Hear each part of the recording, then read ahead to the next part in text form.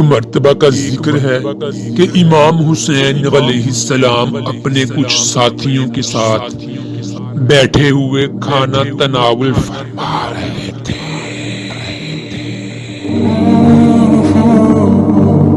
اتنے میں ایک غلام حضرت امام حسین رضی اللہ تعالی عنہ کے پاس سالن کا ایک برتن لے کر آیا۔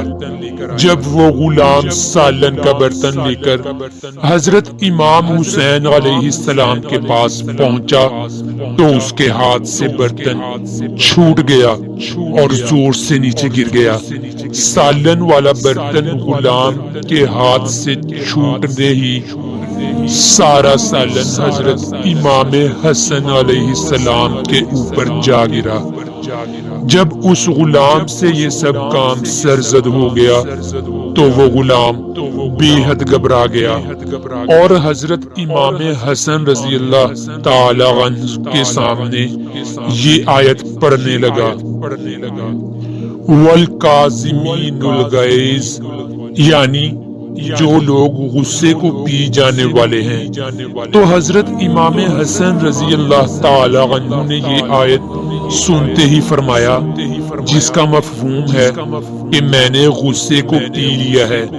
اس پر غلام نے آیت کا اگلا حصہ بھی پڑھنا شروع کر دیا، وَالْعَافِينَ عَنِ النَّاسِ، یعنی وہ لوگ جو لوگوں سے درگزر کرنے والے ہیں۔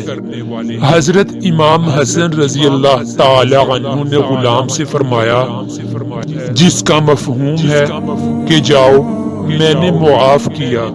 تو اس غلام نے حضرت امام حسن رضی اللہ تعالی عنہ کے سامنے آیت کا اس سے اگلا حصہ بھی پڑھنا شروع کر دیا، واللہ یحب المحسنین، یعنی اور اللہ تعالی احسان کرنے والوں کو پسند فرماتا ہے۔